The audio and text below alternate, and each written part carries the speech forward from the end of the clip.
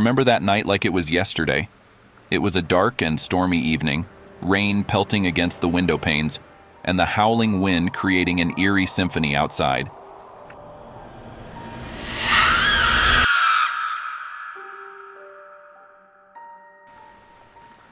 I was just an ordinary pizza delivery driver, navigating the dimly lit streets of a town that seemed to be sleeping, or perhaps hiding from the relentless tempest. My GPS led me to an address I had never seen before. Somewhere deep in the heart of a forested area, it was an isolated cabin that didn't seem to belong in this century.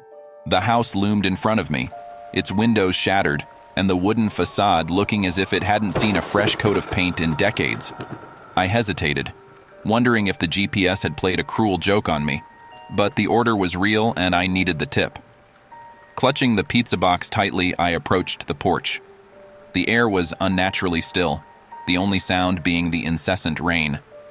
The cabin had an eerie presence, as though it held secrets that were better left undisturbed. My knock on the door echoed through the night, sending a shiver down my spine. After a tense wait, the door creaked open slowly, revealing a dimly lit interior. A pale hand reached out, fingers bony and skeletal, taking the pizza box from my grasp. My eyes followed the hand up to the face of the person receiving the order. It was an elderly woman, her eyes sunken and hollow, skin paper-thin and translucent. She had an unsettling smile that didn't quite reach her eyes. "Thank you, dear," she croaked, her voice quivering like leaves in the wind. "Come inside, out of the rain. I have something for your trouble." I reluctantly stepped into the cabin, the air heavy with a musty odor that made my stomach turn. The woman led me into a dimly lit living room, where the furniture was covered in dusty sheets, and cobwebs clung to the corners of the ceiling. It was a place frozen in time, a relic of the past. She gestured to a worn-out armchair, and I took a seat, eyeing the pizza box nervously. "You're too kind, ma'am," I said, trying to hide my unease. As she shuffled away, I couldn't help but notice the countless photographs lining the walls. Each one depicted a different person, their faces filled with joy and laughter. But there was something off about them, something I couldn't quite put my finger on. It was as if the smiles were too wide, the eyes too bright, as if they were all hiding some dark secret. The woman returned with a plate of cookies, their aroma enticing yet somehow tainted.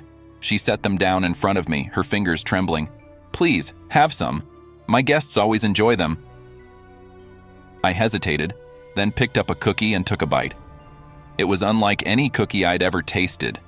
Sweet, but with a bitter undertone that lingered in the back of my throat. I forced a smile and thanked her as she watched me intently. With each passing minute, my discomfort grew. The woman's eyes never left me, and I couldn't shake the feeling that I was being studied, analyzed. I needed to leave, but the storm outside had intensified, the rain now a torrential downpour that showed no signs of letting up. Just as I was about to make an excuse to leave, a door at the end of the hall creaked open, and a tall figure stepped into the dim light. It was a man, though his features were obscured by the shadows. He had a commanding presence, and the air in the room seemed to grow colder in his presence. "Ah, you've met my dear wife," he said, his voice smooth and silken. "I must apologize for the state of our home. We don't often have visitors." I nodded, my mouth suddenly dry. "That's quite all right. I should be on my way. The storm, it's not letting up."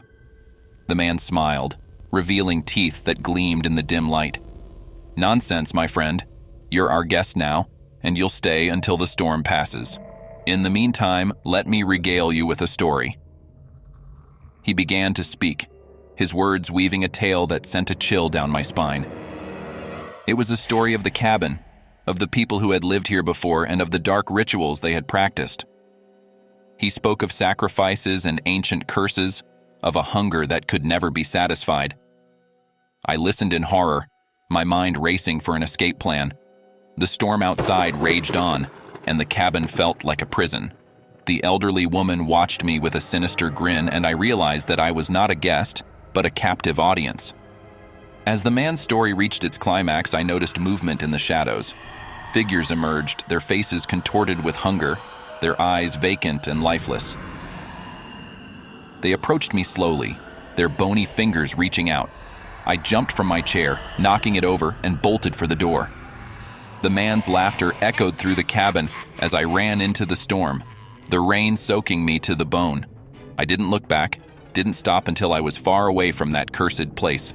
I quit my job as a pizza delivery driver that night, haunted by the memory of the cabin and its sinister inhabitants.